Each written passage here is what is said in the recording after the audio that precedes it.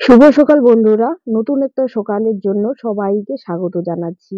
এখন সকাল 7:30 বাজে। আমরা দুজনে উঠে পড়েছি। তো উঠেই আগে ক্ষেতের ওদিকে গেলাম। তো ক্ষেতে দেখছি গাছগুলো এত লম্বা হয়ে গেছে কিন্তু ফল দিচ্ছে না। কদিন ধরে শুধু ফলও করছে। গাছগুলো এতটাই লম্বা হয়ে গেছে মানে আমার মতো, কিন্তু সে তুলনায় ফল একেবারেই ধরেনি। এই গোড়াতে হচ্ছে ২ একটা করে ফল এসছে, তারপর আর নেই। দেখেছেন কতটা লম্বা হয়ে গেছে? তো এইজন্য আমি কি করলাম, মিস্টারকে বলছি এই পাতাগুলো যদি ছেঁটে দেওয়া না হয় তাহলে এগুলা কোনোমতেই হচ্ছে ফল আসবে না। এজন্য আমি কি করলাম, একটা ঘর থেকে ছুরি নিয়ে গিয়ে সব পাতাগুলো আমি কেটে দিচ্ছি।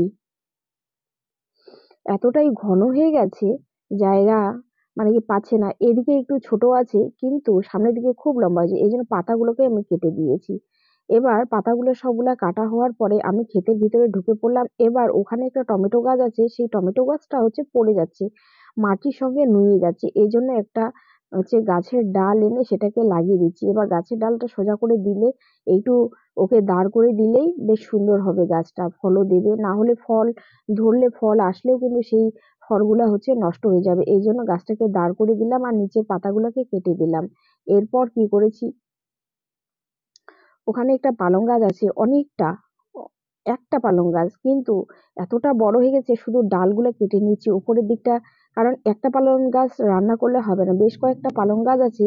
নিচের দিকে পালং গাছের পাতাগুলো আমি কেটে সেগুলা রান্না করব। আর উপর দিকে বাড়তে থাকবে। যেহেতু বাগানের সব পালং গাছগুলো তুলে দিয়েছি, আর অল্প ২-৩টে গাছ আছে।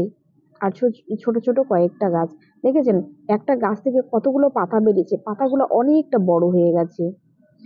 এই কটা, ওই গাছ থেকে এই কটা পাতা তুলে নিলাম। তারপরে তো মিস্টার বলছিল যে, "তুমি যখন ঢুকে পড়েছ তাহলে হচ্ছে গাছের পাতাগুলো একটু ছেঁটে দাও।" আর বেগুন গাছগুলো না খুব অনেকটা ইসে হয়ে গেছে।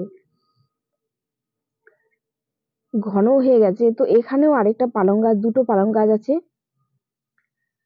তো এখান থেকেও নিচের দিকে পাতাগুলো পেকে যাচ্ছে। এইগুলা না খেলে একেবারে নষ্ট হয়ে যাবে। এত সুন্দর হয়েছে পালং শাকগুলো, সেগুলো পাতাগুলো কেন নষ্ট করব? আর তুলে দিলে তো একেবারে শেষই হয়ে যাবে। সেজন্য তুলে নিচ্ছি। দেখেছেন কত বড়, বড় পাতাগুলো হয়েছে?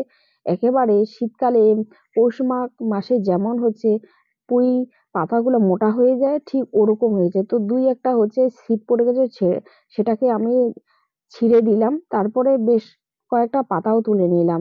তো তো একেবারেই হয়ে গেল সব। পাতা তোলার পরে মানে আমাদের হয়ে গেছে। এবার পাতাগুলোই শুধু রান্না করব। ডাঁটা যেগুলো আছে সেগুলো হচ্ছে আমি রেখে দেবো। সেজন্য মিস্টারকে আমি বলছিলাম যে পাতাগুলোই শুধু রান্না করা হবে। ডাঁটাগুলো আবার কেটে রেখে দেবো। অন্য কোনো দিন আলু দিয়ে কুমড়ো দিয়ে চচ্চড়ি ডাঁটাগুলো বেশ সুন্দর হবে। এই আলোচনা করছিলাম আর আমি পাতাগুলো বেশি করে। তো মিস্টার আমাকে বলছিল, "এতগুলা পাতা কেন তুলবে?" তো আমি সেটাই বললাম যে পাতাগুলো যদি আমি শুধু ইসে করি তাহলে অল্প, অল্প কয়েকটা হবে। সেজন্য ওগুলো হচ্ছে পাতা নিলাম। কি করছি, ওখানে যে আশেপাশে বেগুন গাছের পাতা অনেকটা বড় হয়েছে। এবার বেগুন গাছের পাতাগুলো আমি ছাঁটাই করে দিচ্ছি। কারণ বেগুনে ফুল এসে গেছে। আর এইসব যদি পাতাগুলো হচ্ছে নিচের পাতাগুলো ছাঁটা না যায় তাহলে শুধু গাছগুলাই হয়ে যাবে, ফল আর কিছুতেই দেবে না। এই জন্য আমি একটা, একটা করে বেগুনের পাতাগুলো, নিচের দিকের পাতা যেগুলো আছে এইসব পাতাগুলা কেটে নিয়েছি। কাটিং না করলে ঠিকমতো ফল আসবে না।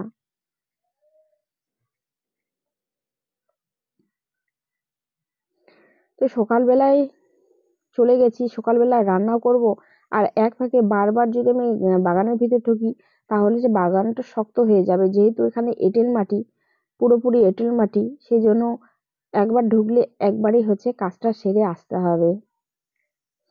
আর অন্যদিকে কিন্তু আমি সেটা আমার সময়ও হবে না। এবার মেয়ে যেহেতু ঘুম থেকে উঠে যাবে, 7টা বেজে গেছে, 7টার সময় উঠেছি। এবার রান্না-বাড়া করতে, করতে মেয়ে হচ্ছে 8:30টার দিকে উঠে যাবে। তারপরে আর কিছুতেই পাবো না। এদিকে যেহেতু মিস্টার এখন আছে তাহলে দোকানটা ও করছে। তো এই ভেবে আমি হচ্ছে সব একেবারেই করে নিচ্ছি।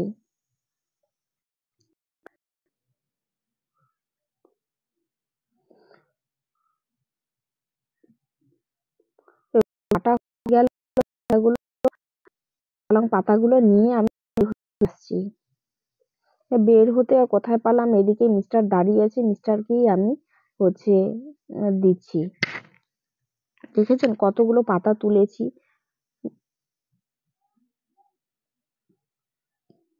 আর আজকে ভেবেছি যে মাছ আছে, মাছ দিয়ে রান্না করব, সেই জন্য এই উদ্দেশ্যটা। যেহেতু মিস্টার বেশিরভাগ সময় দুপুর আর রাতের বেলা হচ্ছে ও বাড়িতে খায় না, সকালের দিকে রান্না করলে হয়ে যায়।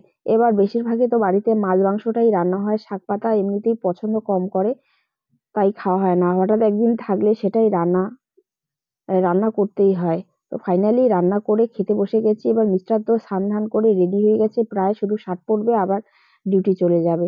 তো আমিও হচ্ছে ওর সঙ্গে খেতে বসে গেছি, কারণ হচ্ছে মেয়ে এখন, ওকে খাইয়ে দিয়ে আমি হচ্ছে, ও খেলা শুরু করেছে।